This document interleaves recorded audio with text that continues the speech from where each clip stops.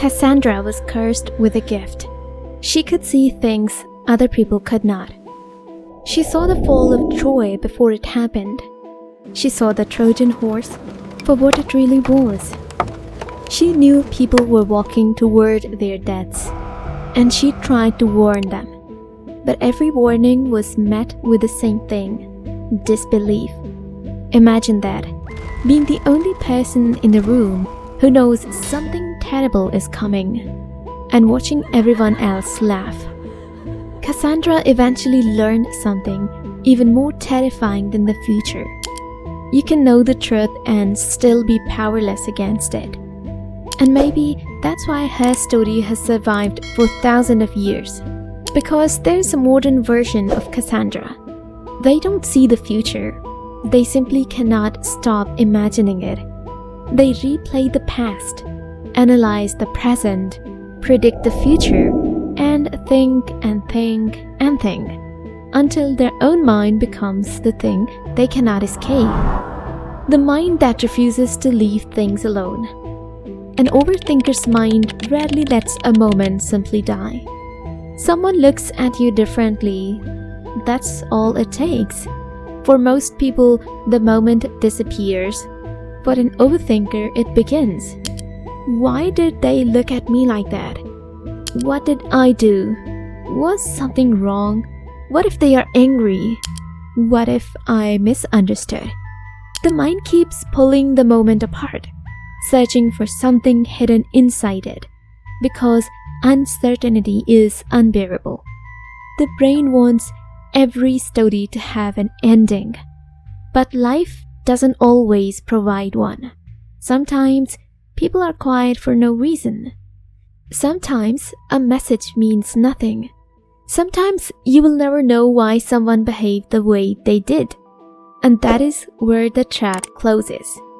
You keep thinking because you believe the next thought will give you the answer.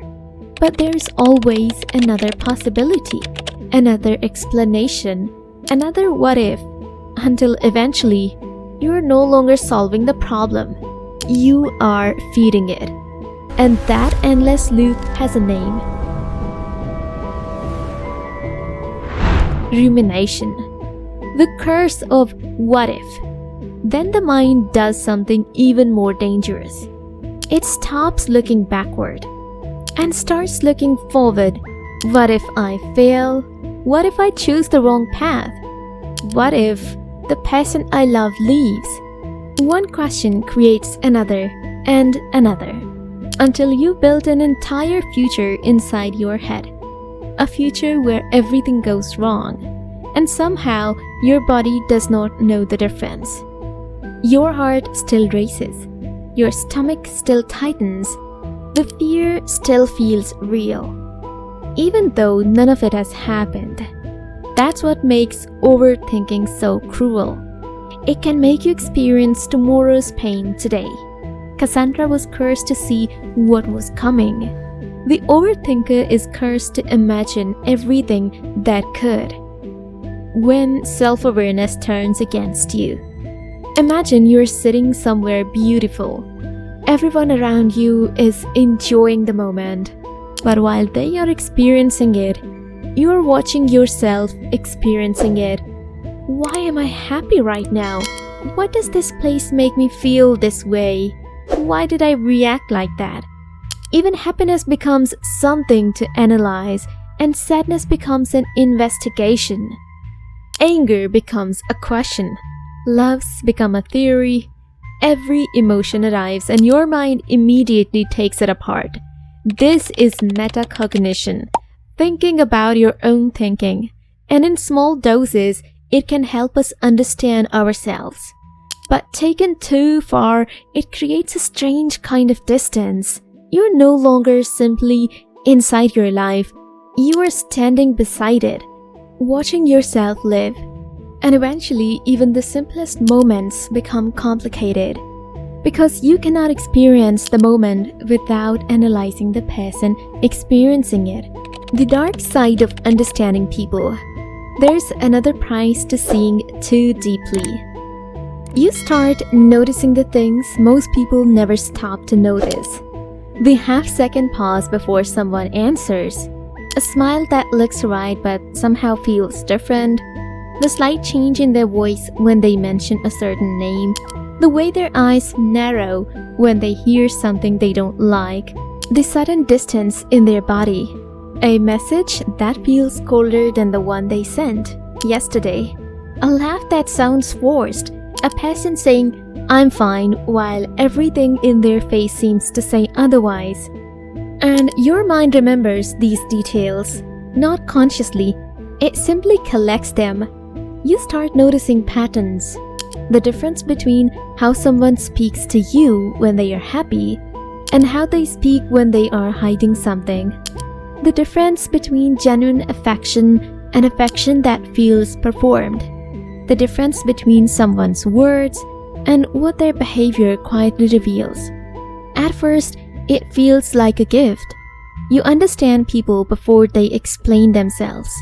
But eventually, it becomes exhausting because you stop experiencing people and start analyzing them. A compliment becomes a question. A silence becomes a clue. A smile becomes something to decode. And suddenly, nothing is allowed to simply be what it appears to be. Because once you've trained your mind to search beneath the surface, even innocence can begin to look like a disguise. There is a particular kind of loneliness that comes from thinking too much. You're surrounded by people, friends are laughing beside you, someone is telling a story, someone is having a good time, and yet, somewhere inside your head, you're still stuck on something that happened 3 days ago.